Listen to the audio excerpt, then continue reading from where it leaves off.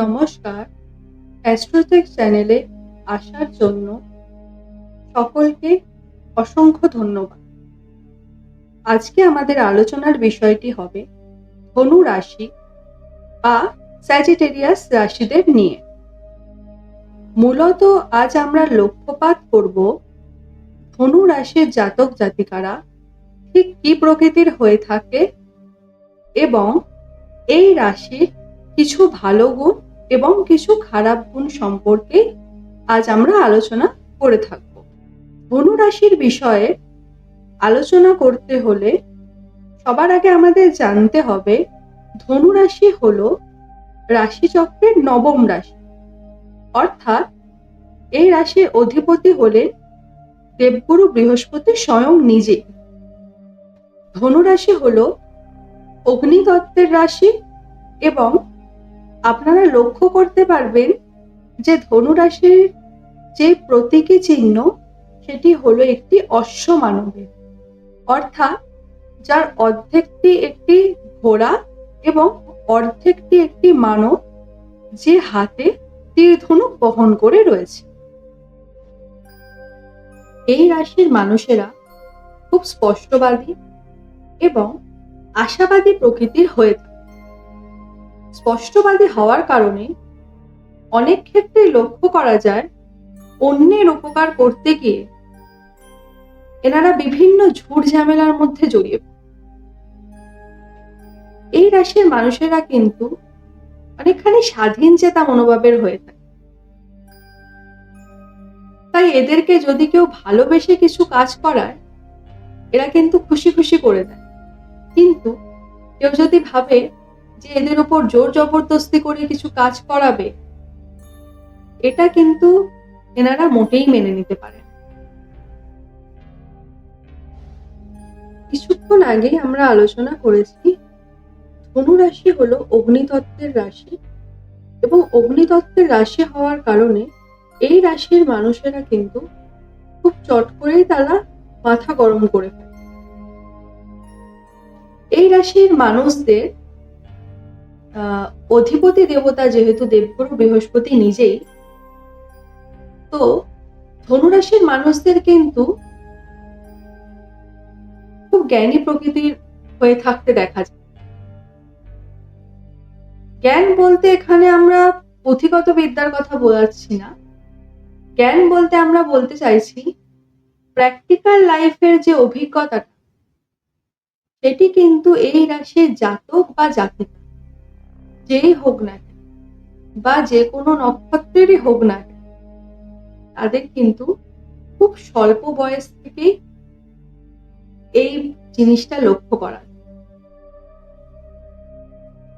কোনটা করলে ভালো হবে, কোনটা করলে খারাপ হবে, কি করা উচিত, কি করা উচিত নয়, এগুলোর মধ্যে পার্থক্য কিন্তু এনারা খুব ছোট্ট বয়স থেকেই শিখে যান, বা এক কথায় আমরা বলতে পারি এটা একটা এনাদের ভগবান প্রদত্ত একটা জিনিস। এনাদেরকে কিন্তু কেউ কোনোরকম ভাবে বোকা বানানো ধনুরাশির মানুষের জাতক বা জাতিকাকে কোনো রকম ভাবেই সম্ভব নয়। এদের মধ্যে নিজস্ব বুদ্ধি থাকে, এরা মাল্টি ট্যালেন্টেড হয়ে থাকে এবং এরা কিন্তু যথেষ্ট হার্ড ওয়ার্কিংও হয়। এই রাশির জাতক জাতিকারা সমাজের থেকে বেশি তাদের পরিবার পরিজনকে প্রায়োরিটি দিয়ে থাকেন এবং সকলকে নিয়ে থাকতে এরা কিন্তু খুব পছন্দ করেন। এরা খুব ভগবান বিশ্বাসী হয়ে থাকেন, এক কথায় বলা যেতে পারে আধ্যাত্মিক প্রকৃতির হয়ে থাকে।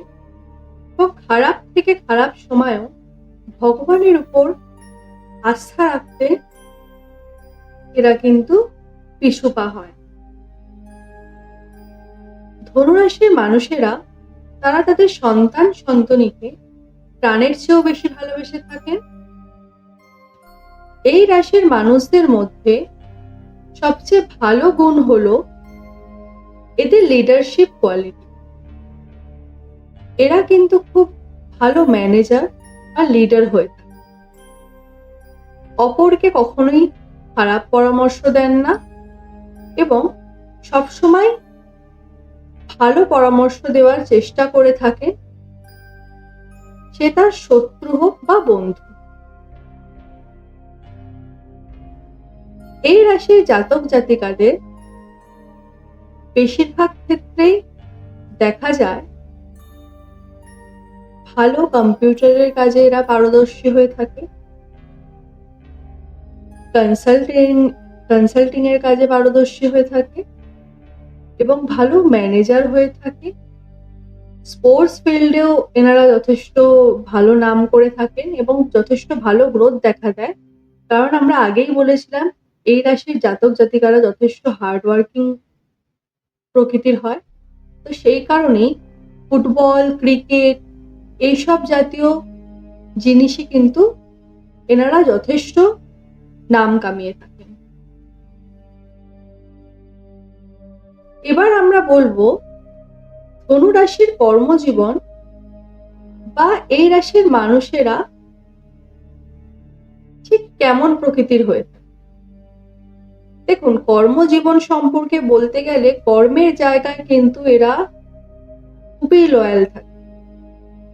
কর্মের জায়গায় কিন্তু কখনো এরা চেষ্টা করে না যে ফাঁকিবাজি দেবে।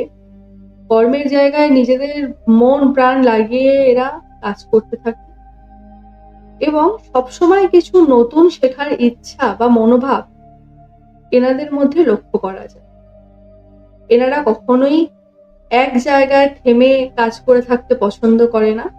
সেই কারণেই এই রাশির জাতক জাতিকারা খুব কম সময়ের মধ্যেই এক কোম্পানি থেকে আরেক কোম্পানি, আরেক কোম্পানি থেকে আরেক কোম্পানি সুইচ করতে দেখা যায়। বা ব্যবসার ক্ষেত্রেও যারা ব্যবসায়িকরা আছেন তারাও এক ব্যবসা করে কিন্তু এনাদের হবে না, সাথে সাথে ওই ব্যবসাটা যখনই স্টেবল হয়ে গেল নতুন আর একটা ব্যবসা খোলার চিন্তা ধারণা নেওয়া। তো এনাদের মধ্যে নতুন কিছু যে শেখার ইচ্ছাটা সেটা কিন্তু সবসময় লক্ষ্য করা যায়। এই রাশির জাতক জাতিকাদের জীবনে কিন্তু কোনো কিছুই খুব সহজে অর্জন হয় না, যথেষ্ট স্ট্রাগল করতে দেখা যায় এবং ধীরে ধীরে এরা নিজের লক্ষ্যে পৌঁছায়।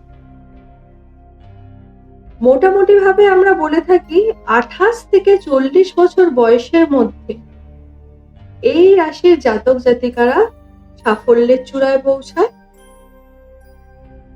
বা আমরা এটাও বলে থাকি আফটার 30 ইয়ার এনারা জীবনে অনেক কিছু অ্যাচিভ করে, সেটা টাকা পয়সা হোক বা কেরিয়ার গ্রোথ হোক বা সঠিক কেরিয়ারের পথে পা রাখা বলুন বা জমি বাড়ি ক্রয় করা বলুন। অনেক ক্ষেত্রে তো এরকমও দেখা গেছে যে 30 বছর বয়সের পর এক জাতক বা জাতিকা সে তার প্রথম কর্মজীবনে পা রেখেছে। এনারা কিন্তু খুব বিশ্বাসী হয়ে থাকে, কাউকে কখনো ঠকান না।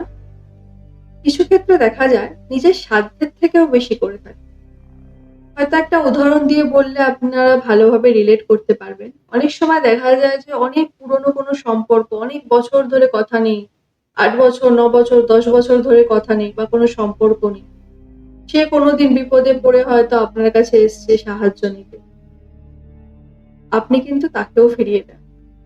এই রাশির জাতক জাতিকাদের হচ্ছে গিয়ে এইটাই একটা জিনিসের, তারা পয়সা দিয়ে হোক বা শরীর দিয়ে হোক, যেভাবেই হোক সেই মানুষটিকে তারা সাহায্য করবার চেষ্টা করে।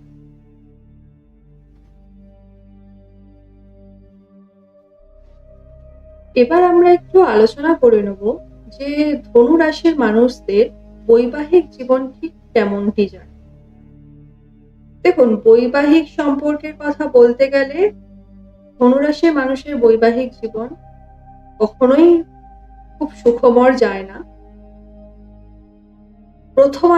বৈবাহিক জীবনের প্রথমার্ধ তো আপনাদের অনেক সংঘর্ষের সাথে চলে।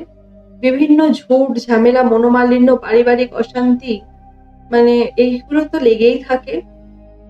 অনেক ক্ষেত্রে দেখা যায় যে আপনাদের বিবাহেও যোগ হয়েও আটকে যায়, লাস্ট মোমেন্টে এসে আপনার বিয়েটা আটকে যায়। সম্বন্ধ দেখা হয়ে গেছে, পাকা কথা হয়ে গেছে, হয়তো আশীর্বাদই পর্যন্ত হয়ে যায়, লাস্ট মোমেন্টে গিয়ে আপনার বিয়েটা ভেঙে যায়। এরকম একটা জিনিস লক্ষ্য করা যায়। এছাড়াও কিছু ক্ষেত্রে কমপ্লিটলি এর অপোজিটটা হয়ে থাকে। খুব কম বয়সে আপনার বিয়ে হয়ে যায় এবং আপনি বিভিন্ন পারিবারিক অশান্তিতে ভোগেন। লাস্ট অব্দি এরকমও অনেক সময় দেখা যায়, অনেক কেসে এরকম আমরা দেখেছি অনেক জাতক জাতিকার ক্ষেত্রেই, যে ডাইভোর্স পর্যন্ত এই প্রবলেম চলে যায় এবং ছাড়াছাড়িও হয়। তো বৈবাহিক জীবন সম্পর্কে আপনাদের একটু সতর্ক থাকাটাই আমার মনে হয় ভালো হবে। যতটা পারবেন চেষ্টা করবেন যে একটু বৈবাহিক জীবনটাকে একটু মানিয়ে চলার বা একটু ভেবেচিন্তে চলার। আর কখনোই আপনারা কয়েকটা রাশি আছে, যে কয়টা রাশির সাথে আপনাদের কখনোই কোনো বৈবাহিক সম্পর্কে জড়ানো বুদ্ধিমানের কাজ হবে না। একটু দূরত্ব বজায় রাখাটাই ভালো। সেই রাশিগুলি হলো আপনার মকর রাশি, তুলা রাশি, বৃষ রাশি এবং কন্যা রাশি। আর আপনাদের সাথে মোটামুটি ভাবে বন্ডিং ভালো লক্ষ্য করা যায় সেই রাশিগুলি হলো মীন রাশি, মেষ রাশি এবং কর্কট রাশি। তো যদি আপনি ধনু রাশির জাতক বা জাতিকা হয়ে থাকেন, এই বিষয়গুলোর উপর একটুখানি নজর রাখবেন। আর আজকে এই আলোচনাটি আমরা এখানেই শেষ করলাম। আপনি যদি ধনু রাশির জাতক বা জাতিকা হয়ে থাকেন, তবে যেই নক্ষত্রেরই হোক না কেন, এই বৈশিষ্ট্যগুলো কিন্তু আপনার জন্য লক্ষ্য করা যাবে। আলোচনাটি কেমন লাগলো অবশ্যই আপনারা কমেন্ট করে জানাবেন। কমেন্টের মাধ্যমে আমরা নিজেদের ইমপ্রুভ করার সুযোগ পেতে পারি। যদি কোনো প্রশ্ন বা মতামত থাকে সেটিও জানাতে ভুলবেন না। নমস্কার, আপনার দিন শুভ থাকুক। ঈশ্বর সবার মনস্কামনা পূর্ণ করুক, এই আশা রেখে আজকের অনুষ্ঠানটি এখানেই শেষ করলাম।